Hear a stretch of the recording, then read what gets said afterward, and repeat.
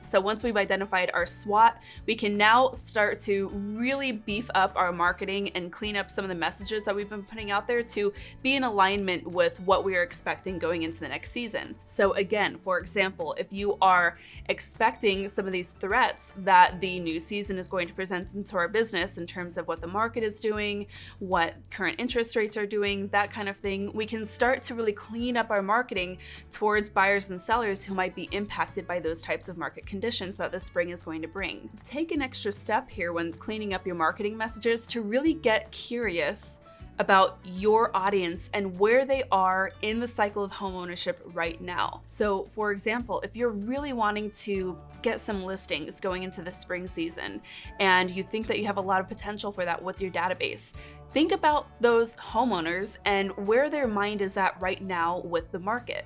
Are they really excited to capitalize on the high home values and getting as much money for their home as possible?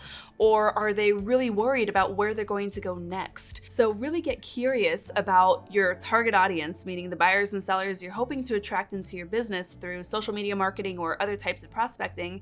Get curious about where they're at, where their mind might be in regards to their home purchase or sale, and start to fine-tune your marketing messages so that you are speaking directly to them and also to their hopes, dreams, and fears, all the things that they think of when it comes to their real estate transactions in your unique market at this specific time of the season. Once you've tidied up your marketing message and you have a really good sense of who you need to be speaking to and what you need to be saying to help generate those leads, we can then get really clear on our prospecting and marketing goals. So that's number 3. You and I know, especially if you've been in the business for a while, you'll know that whatever we're doing today is going to pay us 90 days from now, right? So 90 days from the time of this recording and when this video is going out is going to put us right smack dab in the middle of like April and March. For a lot of you, that is the peak closing season, meaning the time that all of these deals that you're putting into escrow now begin closing.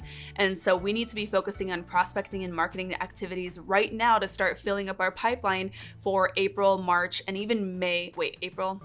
May, and even June. So right now is when we need to be filling up our pipeline for those April, May, and even June closings. So this doesn't have to look like a big change to your existing routine in terms of prospecting and marketing, but let's just get really clear on those goals. So think of a couple of things that you can do every single week to generate more connections. So for me, that looks like our 10 by 10 by 5 strategy, which really boils down to making at least 25 contacts per day per social media platform with followers who already engage with us, so maybe our database clients, for example, and new people who are just learning about our business. We also want to make sure that we are engaging in our regular prospecting activities like making our database calls and contacts, reaching out to new leads, setting appointments, all those types of activities. If you don't know what those metrics need to look like for you, you might have a systems problem here. So in the Market Authority Academy, I'm working with real estate agents to help them get very, very clear on their most profitable lead generation sources and to help them dial in their daily, weekly, and monthly metrics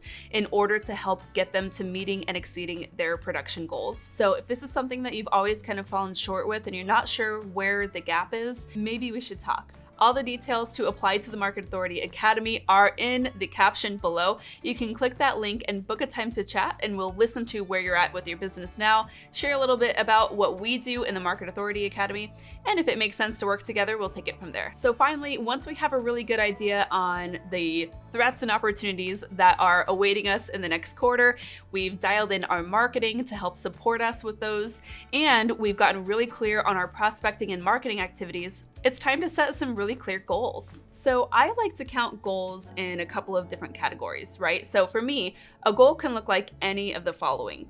I like to count daily and weekly metrics that I want to hit. So in terms of the number of contacts and appointments to hit, that sort of thing. I like to look at my goals for my monthly priorities, meaning any monthly milestones or projects that I want to hit that are going to help me succeed in my business. And I like to measure my production and revenue on a 90-day rolling basis to help make sure that I'm going to get closer to my annual production and revenue goals. This actually works out really well because we are on what tends to be about a 90-day sales cycle with most of our clients. And so that is a really clean, efficient way to track our sales and closing metrics.